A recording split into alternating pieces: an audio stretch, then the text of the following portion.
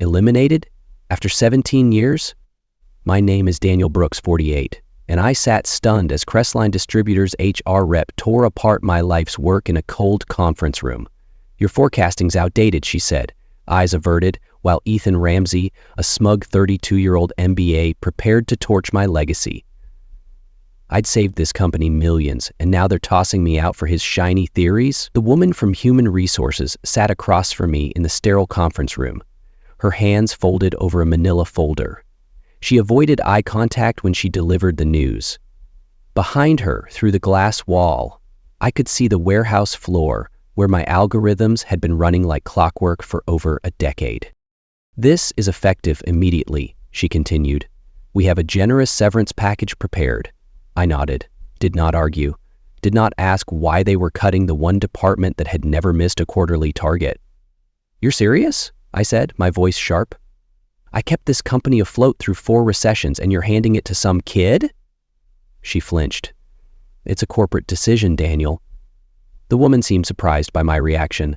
Instead, I asked one simple question. Who is taking over forecasting? We will be transitioning those responsibilities to our new Vice President of Operations, Ethan Ramsey. He has extensive experience in supply chain optimization. Ethan Ramsey. I knew the name. Young guy, maybe 32, with an MBA from some prestigious school. He had been making rounds through the company for the past 5 months, asking pointed questions about our outdated methodologies and talking about revolutionary approaches to predictive analytics. "I see," I said. She slid the severance papers across the table. The amount was fair, maybe even generous. 6 months salary plus benefits. They wanted me gone quickly and quietly. I signed without reading the fine print.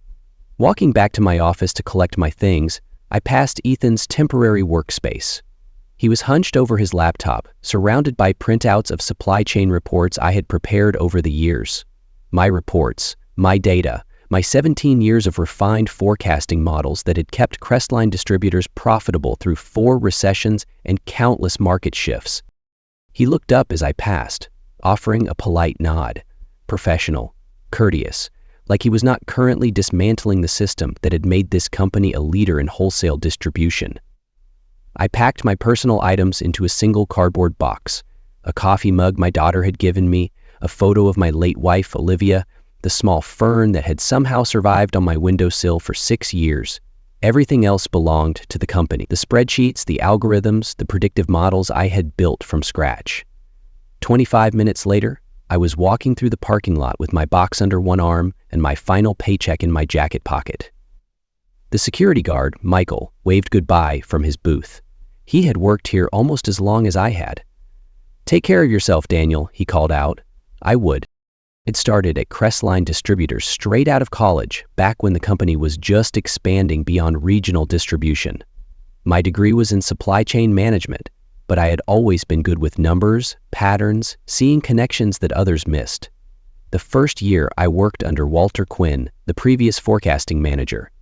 Walter was old school, relying on gut instinct and basic seasonal trends. His method worked, but barely. The company carried too much dead inventory and frequently ran short on popular items. I spent evenings building spreadsheets that tracked not just sales data, but weather patterns, economic indicators, competitor movements, and regional demographic shifts. Slowly, Walter started trusting my projections. When he retired 7 years later, I inherited his position and immediately implemented my systematic approach. The results spoke for themselves. Inventory turnover improved by 35% in my first year. Dead stock dropped to less than 1%. During the 2009 recession, while competitors were liquidating excess inventory at massive losses, Crestline remained profitable because we had anticipated the downturn and adjusted our purchasing accordingly. My wife, Olivia, was proud of what I had built. She would listen patiently when I explained how seasonal flu patterns could predict demand for certain home goods, or how changes in gas prices would affect regional buying habits. She called me her crystal ball husband. Olivia passed away 3 years ago, cancer. After the funeral, work became my anchor. The numbers did not lie or leave. They were consistent and predictable, unlike everything else. Over the years, I had trained 4 junior analysts who eventually moved to other companies. Each one credited me with teaching them how to see beyond basic sales reports. Two of them still called occasionally for advice, but lately things had been shifting at Crestline. The company had been acquired by a larger corporation 10 months ago, and the new management brought different priorities. They talked about synergies and streamlined operations. They hired consultants who had never worked in wholesale distribution but spoke confidently about best practices and industry standards. Ethan Ramsey was one of these consultants promoted from within the parent company. During his first meeting with my team, he reviewed our forecasting methods with obvious skepticism. Complex? I challenged him, my voice rising. This complexity saved us millions, Ethan. What's your plan? Guesswork? He smirked. Automation, Daniel. Your way's obsolete. These models seem quite complex, he had said, scanning through my quarterly presentation. Are we certain this level of granular analysis is necessary? Most modern systems rely on simpler, more automated approaches. I explained how our complexity was actually precision, how tracking 19 different variables allowed us to predict market shifts 4 months in advance, how our outdated methods had delivered 17 years of consistent results. He smiled politely and made notes on his tablet. 3 weeks later, the restructuring was announced. My department was being optimized for efficiency. The writing had been on the wall, but I had ignored it. Just like I had ignored the early warning signs when Olivia first complained about being tired all the time. Some patterns apparently I was better at spotting than others. The call came on a Tuesday afternoon in April, exactly 8 months after my termination. I was in my home office working on a freelance consulting project for a small regional distributor when my phone rang. Daniel, this is Charles Thornton. Charles Thornton, Chief Executive Officer of Crestline Distributors. In 17 years, he had called me directly exactly 3 times, twice during crisis situations when my forecasts had prevented significant losses, and once to congratulate me on our record low inventory variance. Hello, Mr. Thornton. Daniel, I need to ask you something, and I need you to be completely honest with me. His voice carried a weight I had never heard before. Did you ever prepare forecasting models for the May through November period before you left? I leaned back in my chair, staring at the ceiling. Of course I had. I always worked 2 quarters ahead. It was standard practice, part of what made my predictions so reliable. Yes, sir. I prepared preliminary forecasts through December. Actually, they should be in the shared drive. That is what I was afraid of. There was a long pause. Daniel, we have a problem. A big problem. Ethan made some significant purchasing decisions that went against what I am now seeing were your recommendations. We are sitting on almost $5 million, 0 cents, in unsellable inventory. $5 million, 0 cents. I felt something cold settle in my stomach. Not surprise exactly, more like the confirmation of something I had been trying not to think about. $5 million, 0 cents, I said, my voice shaking. I warned them, Charles. My models predicted this crash. What kind of inventory? Patio sets, lawn care products, seasonal recreational equipment? Ethan anticipated a massive surge in demand based on what he called post-pandemic lifestyle trend. He quadrupled our normal orders. I did not say anything immediately. I was thinking about my forecast models, the ones that had predicted a 20% decrease in patio set sales due to economic uncertainty and changing consumer spending patterns. The models that had recommended reducing seasonal inventory by 25%, not increasing it. Daniel, I need to ask you something else. Do you still have copies of those forecasts? I did. I had copies of everything on my personal laptop. For 17 years of refined algorithms, trend analyses, and predictive models, I had not planned to use them. Honestly, I had tried to forget about Crestline Distributors completely. Yes, I have them. Would you be willing to send them to me? And Daniel, I need you to know that if these forecasts are as accurate as your previous work, there are going to be some serious consequences for the people who ignored them. I stared at my computer screen where the small regional distributor's data was spread across multiple spreadsheets. Simple work, straightforward analysis, nothing like the complex system I had built at Crestline. I will send them over this afternoon, I said. Thank you. And Daniel, I am sorry about how things ended. The line went dead. I sat in my office for 25 minutes, not moving, just thinking. Then I opened my laptop and began pulling together the files. I spent 4 hours that afternoon assembling the forecast package, not just the basic predictions, but the full analytical framework I had developed. Weather correlation data, economic indicator matrices, regional demographic models, and competitor analysis algorithms. Everything Ethan Ramsey would have needed to make informed purchasing decisions.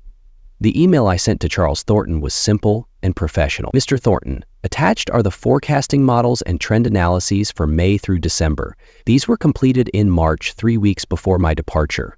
The recommendations included a 25% reduction in seasonal outdoor inventory due to projected economic headwinds and shifting consumer spending patterns. Please let me know if you need any clarification on the methodology. Best regards, Daniel Brooks. I hit send at 3:45 p.m. and went to make coffee. My phone rang at 5:58 p.m. Daniel, I have been going through your forecast for the past 2 hours. Charles's voice was tight. Your models predicted almost exactly what happened, down to specific product categories and regional variations. How did Ethan miss this? Did he have access to the files?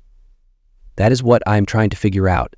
I spoke with information technology. They confirmed that your forecasting directory was never removed from the shared drive. Everything was still there when Ethan took over. I set down my coffee cup. So he had access to the models but chose not to use them?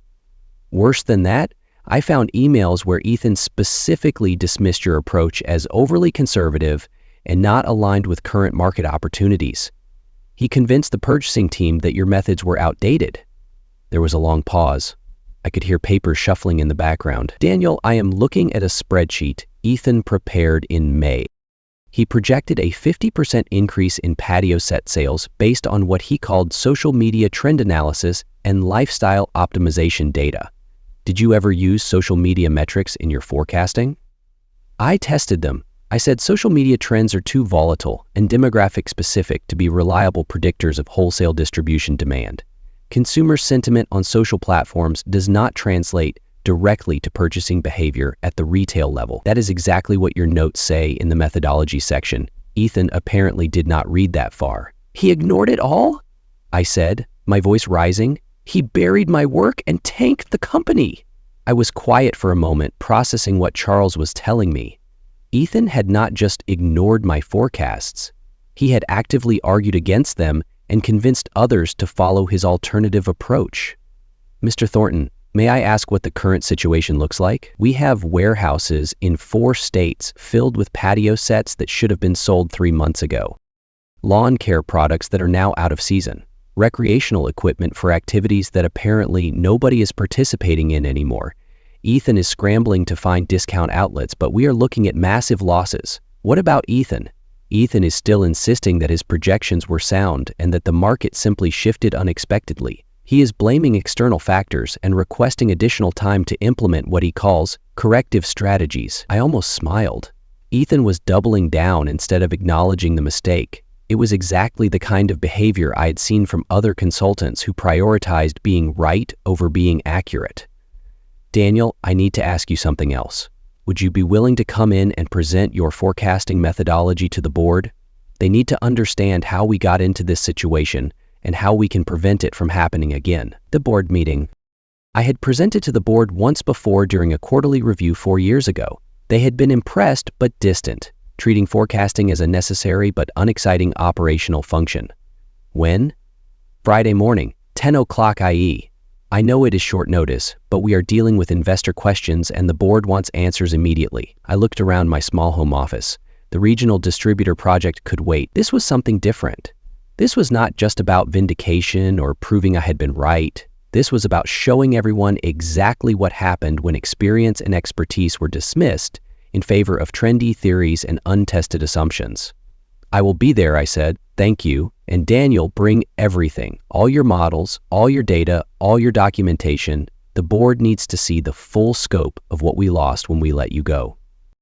I spent the weekend preparing for the board presentation, but I also started digging deeper into what had happened at Crestline during my absence.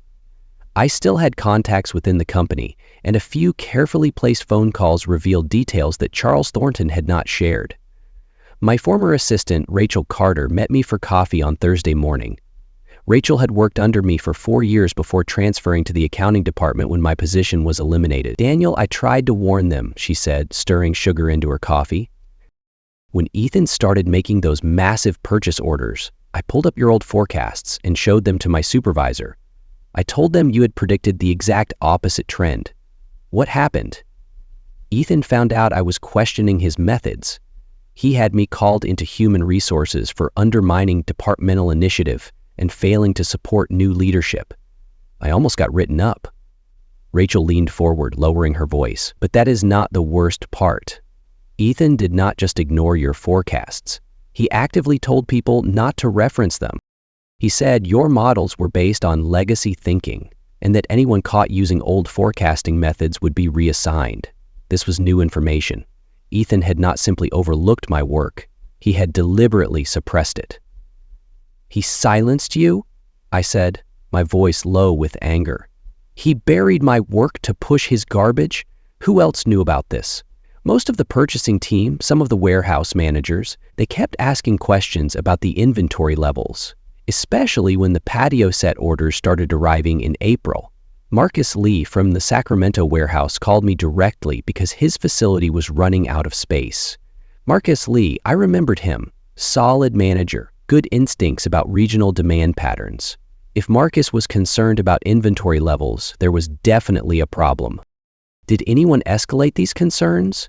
Ethan shut down all the feedback meetings.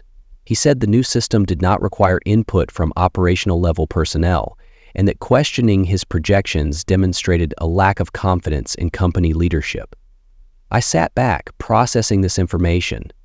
Ethan had not just made bad decisions. He had created an environment where questioning those decisions was discouraged or punished. Rachel glanced around the coffee shop, then pulled out her phone. "Daniel, I probably should not show you this, but I took screenshots of some emails before your files were eventually deleted from the shared drive. They deleted my files. Last month, Ethan said they were consuming unnecessary server space and creating confusion among staff members, but I saved copies of the key spreadsheets." She showed me her phone screen, email chains from May and June with subject lines like inventory concerns, Sacramento facility, and revised forecasting questions. Each email raised legitimate operational questions, and each response from Ethan was dismissive and bureaucratic. One email from Marcus Lee was particularly telling. "Patio set inventory is now at 380% of normal levels for this time period. Historical data suggests we should be reducing orders, not increasing them. Request clarification on new forecasting methodology." Ethan's response: "Current projections are based on advanced analytics not available in previous systems. Operational concerns should be directed through proper channels rather than questioning established procurement strategies." Rachel, do you know if Charles Thornton was aware of these communications? I do not think so. Ethan was handling all inventory reporting directly to the executive level. Mr. Thornton was getting summaries, not the actual operational feedback. I finished my coffee thinking about Friday's board presentation. The story was bigger than I had realized. This was not just about wrong forecasts or bad purchasing decisions. This was about systematic suppression of information and deliberate dismissal of expertise. "Rachel, would you be willing to provide copies of those emails to Mr. Thornton?" She nodded. I already printed everything out. I was hoping someone would eventually ask the right questions. I thanked Rachel and drove home, understanding now that Friday's meeting was not just about forecasting methodology. It was about accountability and the consequences of arrogance. Thursday evening, I received an unexpected phone call from Marcus Lee in Sacramento. "Daniel, I heard you are presenting to the board tomorrow. I wanted you to know that several of us warehouse managers have been documenting the inventory situation since April. We have photographs, shipping records, and storage capacity reports. How did you hear about the board meeting? Word travels fast in this company, especially when $5 million 0 cents of inventory is sitting in warehouses with nowhere to go." "Listen, Daniel, we all knew your forecasts were solid. We tried to raise concerns through official channels, but Ethan blocked everything." Marcus explained that the warehouse managers had been keeping their own informal records, tracking the disconnect between Ethan's projections and actual sales patterns. They had photographic evidence of overcrowded storage facilities and documentation of customer complaints about product availability. The real problem is not just the excess inventory, Marcus continued. While Ethan was ordering massive quantities of patio sets, he completely ignored your recommendations for summer appliances and home renovation supplies. We are short on the products that are actually selling, so you have both surplus and shortages. Exactly. Ethan created the worst possible scenario. Too much of what customers do not want, not enough of what they do want. Some of our biggest retail customers are threatening to switch distributors because we cannot fulfill their orders for basic items. I made notes as Marcus talked, realizing that the operational impact was even more severe than Charles Thornton had indicated. This was not just about financial losses from unsold inventory. It was about damaged customer relationships and missed sales opportunities. Marcus, would you and the other warehouse managers be willing to present this information to the board? We already prepared a joint report, photographs, data, everything. We were hoping someone would ask for operational input instead of just looking at financial summaries. After hanging up with Marcus, I spent 3 hours reorganizing my presentation. The story was not just about forecasting accuracy.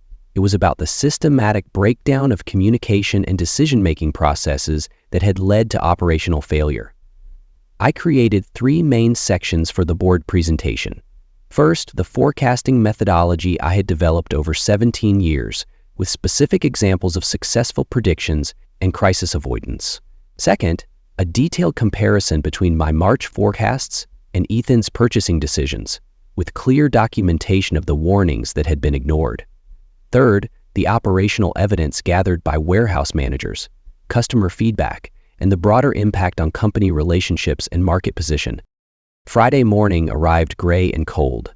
I put on my best suit, the one I had worn to Olivia's funeral, and drove to the Crestline Distributors headquarters for the first time in 8 months. The building looked the same but felt different. Charles Thornton met me in the lobby personally, something he had never done during my 17 years of employment. Daniel, before we go upstairs, I need you to know that Ethan will be in this meeting. He requested the opportunity to present his perspective on the inventory situation.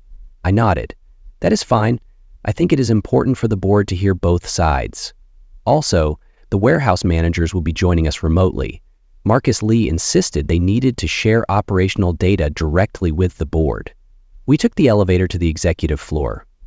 Through the glass walls of the boardroom, I could see 9 people already seated around the conference table, 8 board members and Ethan Ramsey looking confident and prepared. Charles opened the door, and I walked into the room carrying my laptop, a folder of printed reports, and 17 years of expertise that was about to be put to the ultimate test. Good morning, everyone, I said. Thank you for inviting me to share my perspective on the current inventory situation. Ethan looked up from his notes and smiled politely. Professional, courteous, like he had not just cost the company $5 million, 0 cents, by ignoring everything I had tried to teach him. The boardroom fell silent as I opened my laptop and connected to the projection system. In March, before my departure, I completed forecasting models through December, I began. These models predicted a 20% decrease in patio set demand, a 30% reduction in seasonal recreational equipment, and a 35% increase in home appliances and basic home renovation supplies.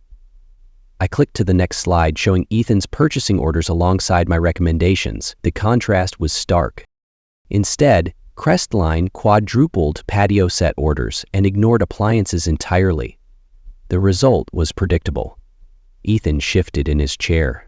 Those forecasts were based on outdated methodologies that failed to account for emerging market trends and consumer behavior shifts. Outdated, I snapped, my voice cutting through the room. My models saved this company millions, Ethan. Yours lost $5 million, 0 cents. Explain that. I nodded and clicked to the warehouse photographs that Marcus Lee had sent.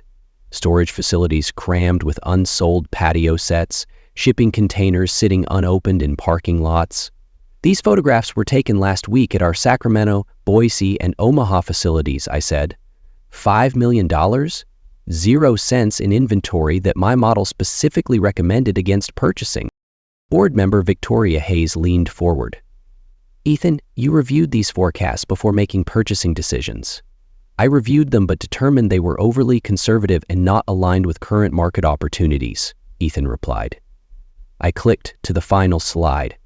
Customer complaints, lost accounts, retail partners switching to competitors because Crestline could not supply the appliances and home renovation items that were actually selling. The operational managers have documented evidence of these issues, I said. Marcus Lee from Sacramento Warehouse is standing by to provide details. Charles Thornton activated the conference call and Marcus's voice filled the room. For 12 minutes, Marcus and 3 other warehouse managers presented photographs, shipping records, and customer feedback that painted a devastating picture of operational failure. When Marcus finished, the boardroom was completely quiet. Chairman Robert Langley looked directly at Ethan. Mr. Ramsey, do you have any response to this operational evidence? Ethan straightened his tie. These are temporary market adjustments that could not have been predicted using historical models. My projections were based on comprehensive analysis of emerging trends. I opened my laptop again. Actually, they were entirely predictable. I have similar patterns from 2009, 2016, and 2020. Economic uncertainty always reduces discretionary spending on patio sets, while increasing demand for home renovation supplies. Victoria Hayes studied the projection screen. Daniel, what would have happened if your recommendations had been followed? Based on actual sales data from the past 8 months, Crestline would have generated approximately $1,500,000 0 cents in additional profit instead of sitting on $5 million 0 cents in unsellable inventory. Ethan started to respond, but Chairman Langley raised his hand. I think we have heard enough. Ethan, please step outside. The board needs to discuss this situation privately. Ethan gathered his papers and left the room, closing the door behind him. The board voted unanimously. Ethan Ramsey's employment was terminated immediately.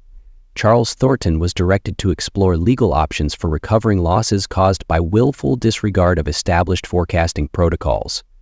Daniel, Chairman Langley said, we would like to offer you Ethan's position as Vice President of Operations with full authority over forecasting and inventory management.